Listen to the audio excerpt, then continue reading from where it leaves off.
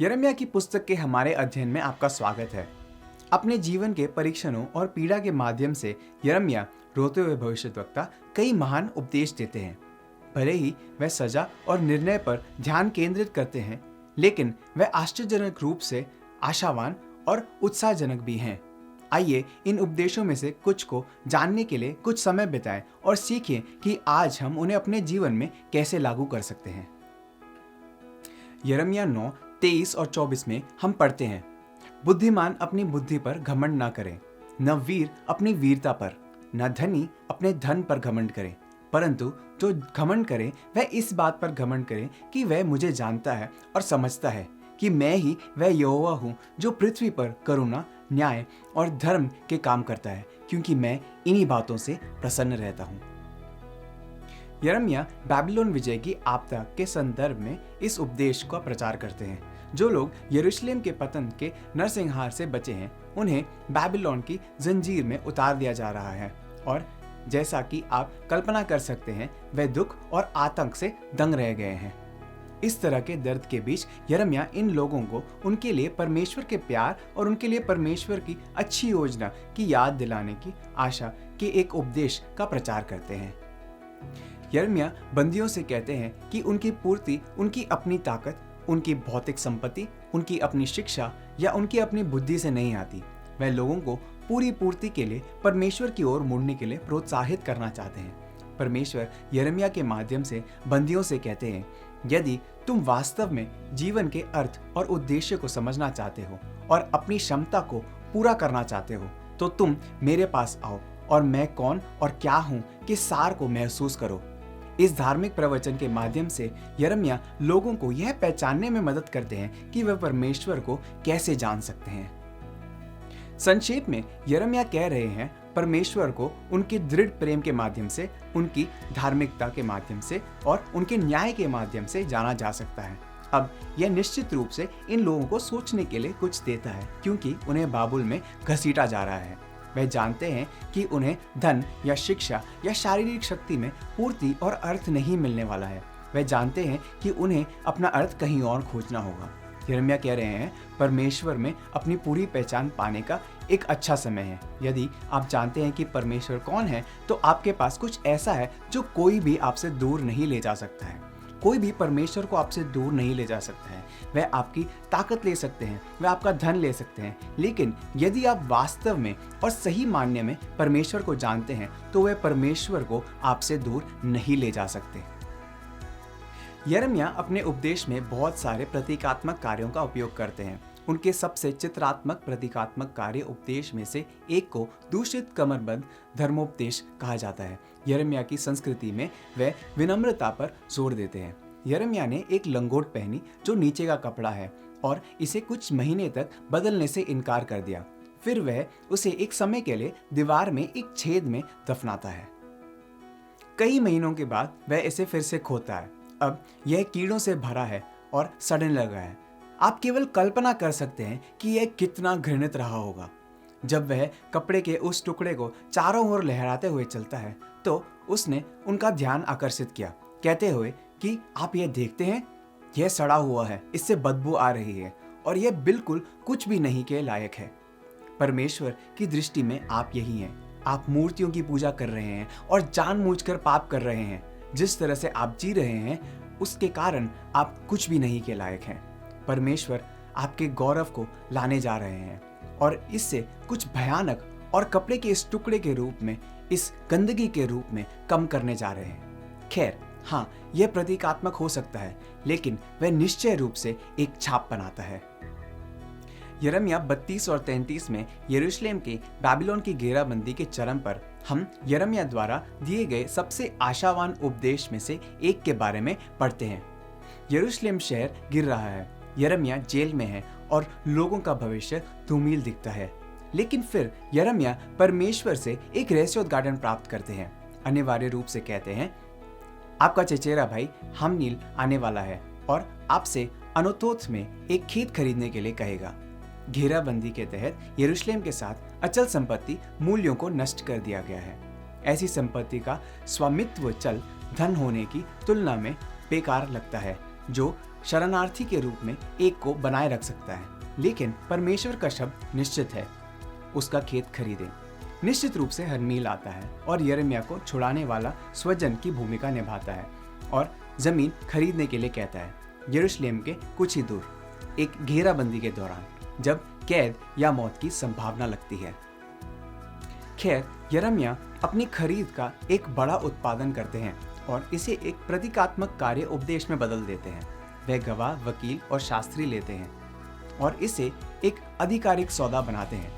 वह हस्तक्षेप और साक्षी कार्य लेते हैं और इसे मिट्टी के बर्तन में रखते हैं। वह इसे कसकर बंद कर देते हैं ताकि ये कई सालों तक चले। वे कुछ ऐसा कहते हैं, सुनो, मैं आपको बता रहा हूँ कि आप बाबुल में कैद में जा रहे हैं, लेकिन मैंने आपको यह भी बताया है कि आप वापस आ रहे हैं। खैर, मुझे अपना पैसा लगाने दो जहाँ मेरा मुंह है और आपको दिखाता हूँ कि मैं वास्तव में इस पर विश्वास करता हूँ। मैंने अभी यरूशलेम से लगभग 5 किलोमीटर दूर अचल संपत्ति खरीदी है। क्या आपको लगता है कि अगर मुझे विश्वास नहीं होता कि आप वापस आ रहे हैं तो मैं ऐसा करूंगा? आशा का यह सुंदर उपदेश यिर्मयाह 33 में ले जाता है। यिर्मयाह ने निर्णय की एक संक्षिप्त घोषणा से आने वाली नवीनीकरण के एक लंबे उत्सव में छलांग लगाई। सबसे पहले यिर्मयाह 33:4 और 5 घोषणा करते हैं, क्योंकि इज़राइल का परमेश्वर यहोवा इस नगर के घरों और यहूदा के राजाओं के भगवान के विषय में जो इसलिए गिराए जाते हैं कि दमदमा और तलवार के साथ सुबीते से लड़ सके, यूं कहता है, कसदिया से युद्ध करने को वे लोग आते तो हैं, परंतु मैं क्रोध और जलजलाहट में आकर उनको मरवाऊंगा और उनकी लोथ उसी स्थान पर भर दूंगा, क्योंकि उनकी दुष्टता के कारण मैंने इस नगर से मुख फेर लिया है। लेकिन यिर्मयाह 33:6 से 9 तुरंत उनकी सफाई, बहाली और महिमा के आनंद के साथ अनुसरण करते हैं। देख, मैं इस नगर का इलाज करके इसके निवासियों को चंगा करूंगा और उन पर पूरी शांति और सच्चाई प्रकट करूंगा। मैं यहूदा और इज़राइल के बंधुओं को लौटा ले आऊंगा और उन्हें पहले की नाई बसाऊंगा। मैं उनको उनके सारे अधर्म और पाप के काम से शुद्ध करूंगा जो उन्होंने मेरे विरुद्ध किए हैं, और उन्होंने जितने अधर्म और अपराध के काम मेरे विरुद्ध किए हैं उन सबको मैं क्षमा करूंगा, क्योंकि वह सब भलाई के काम सुनेंगे जो उनके लिए करूंगा, और वह सब कल्याण और शांति की चर्चा सुनकर जो मैं उनसे करूंगा डरेंगे और थरथराएंगे। वह पृथ्वी की उन जातियों की दृष्टि में मेरे लिए हर्षाने वाले और स्तुति और शोभा का कारण बनाएंगे। आप देखिए, यिर्मयाह का प्रचार पूरी तरह से कयामत और उदासी का नहीं है। उनके संदेश में भी बहुत उम्मीद है। यह एकमात्र आशा है जो यहूदा के लोगों के पास यरूशलेम के गिरने पर है, और जो लोग तलवार से बचते हैं उन्हें बाबुल में कैद में ले लिया जाता है। यिर्मयाह का एक और महान उपदेश जल्दी मिलता है अध्याय 2 में। यह यिर्मयाह 2:5 में पूछते हुए शुरू होता है, तुम्हारे पुरखाओं ने मुझ में कौन सी कुटिलता पाई कि मुझसे दूर हट गए और निकम्मे वस्तुओं के पीछे होकर स्वयं निकम्मे हो गए। यह विशुद्ध रूप से बयानबाजी का सवाल है, क्योंकि इज़राइल के भ्रष्टाचार में पूरी गलती उनके अपने स्वार्थ और मूर्ख दिलों के भीतर है। परमेश्वर 2:11 और 13 में इस विश्वासघात का विवरण देते हैं, यह घोषणा करते हुए कि परंतु मेरी प्रजा ने अपनी महिमा को निकम्मी वस्तु से बदल दिया है, क्योंकि मेरी प्रजा ने 2 बुराइयां की हैं। उन्होंने मुझ बहते जल के सोते को त्याग दिया है, और उन्होंने होद बना लिए हैं, वरन ऐसे होद जो टूट गए और जिनमें जल नहीं रह सकता। परमेश्वर और उसके वचन को अस्वीकार करके और बुतप्रस्त विश्व दृष्टि को प्रयोग करके गले लगा लिया है। इज़राइल ने शुद्ध झरने के पानी को फेंक दिया है और अपने एक मिट्टी के पोर्थ में अपनी प्यास बुझाने की कोशिश की है। यह यिर्मयाह 8:8 में दोहराया जाता है, जब परमेश्वर पूछते हैं, तुम क्यों कर कह सकते हो कि हम बुद्धिमान हैं और यहोवा की दी हुई व्यवस्था हमारे साथ है? परंतु उनके शास्त्रियों ने उसका झूठा विवरण लिखकर उसको झूठ बना दिया। बुद्धिमान लज्जित हो गया, वे विस्मित हुए और पकड़े गए। देखो, उन्होंने यहोवा के वचन को निकम्मा जाना है। उनमें बुद्धि कहाँ रही? उनकी समस्याएं हमारे अपने से अलग नहीं हैं। प्रत्येक विद्वान के लिए जो पवित्र शास्त्र में ईश्वर और सत्य को पहचानना चाहते हैं, हमारे पास एक और है जो सेवक जो अपनी स्वार्थी इच्छाओं का प्रचार करने के लिए संदेश को समझने की कोशिश करता है। अन्य लोग दुनिया के समझने की कोशिश करते हैं कि पवित्र शास्त्र में पाया जाने वाला कुछ भी मूल्यवान नहीं है, जिनकी लोकप्रिय गलतियों को प्राथमिकता देते हुए। और जब आप मानते हैं कि परमेश्वर का वचन भरोसेमंद नहीं है, तो आपके पास क्या बचता है? बस मूर्खतापूर्ण मानवीय ज्ञान और त्रुटिपूर्ण मानव दर्शन। यह विकृत दर्शन शास्त्र भ्रष्ट मानव हृदय से निकलता है और यिर्मयाह के पास मानव हृदय की वास्तविक प्रकृति के बारे में कहने को बहुत कुछ है। इसकी सबसे प्रसिद्ध घोषणा यिर्मयाह 17:9 में पाई जाती है, जिसमें यह कहा गया है, मन तो सब वस्तुओं से अधिक धोखा देने वाला है, उसमें असाध्य रोग लगा है, उसका भेद कौन समझ सकता है। फिर परमेश्वर अलग वचन में अपने स्वयं के प्रश्न का उत्तर देते हैं, मैं यहोवा मन को खोजता हूँ और हृदय को जांचता हूँ, ताकि प्रत्येक जन को उसकी चाल चलन के अनुसार अर्थात उसके कामों का फल दूं। हमारी मसीह केंद्रित विश्व दृष्टि की स्थापना करते समय हमें कुछ प्रश्नों पर विचार करना चाहिए। यिर्मयाह के अनुसार इस सवाल का जवाब दुनिया में क्या गलत है, यह है कि पापी मानव स्वभाव दुनिया में परम समस्या है। पाप के परिणाम स्वरूप मनुष्य स्वार्थी, मूर्ख, अदूरदर्शी और परमेश्वर के प्रति प्रतिरोधी है। हर इंसान एक ही गलत निर्णय नहीं लेता है, लेकिन हर दिल अपने मूल में पापी है। हमारी प्रजातियों के इतिहास ने प्रकृति और हमारे पड़ोसी के लिए हिंसा की बहुत क्षमता प्रकट की है। हमारे पास दूसरों के इस्तेमाल की जाने वाली चीजों के रूप में देखने की मजबूत प्रवृत्ति है, बजाय इसके कि लोगों को प्यार करने की। यिर्मयाह के अनुसार केवल परमेश्वर जानते हैं कि मानव हृदय कितना दुष्ट हो सकता है। हम अपने आप को सही ठहराते हैं और अपने बुरे कर्मों के लिए सर्वोत्तम उद्देश्यों की कल्पना करते हैं। हमारे दिल वास्तव में धोखेबाज हैं। हम खुद को हर तरह की चीजें बताते हैं जो सच नहीं है। भजन 139 के अंत में दाऊद की प्रार्थना वचन 23 और 24 में इस मामले के दिल पर हमला करते हुए कहती है, हे ईश्वर, मुझे जांच कर जान ले, मुझे परख कर मेरी चिंताओं को जान ले और देख कि मुझ में कोई बुरी चाल है कि नहीं, और अनंत के मार्ग पर मेरी अगुवाई कर। केवल परमेश्वर ही आपके हृदय को जानते हैं।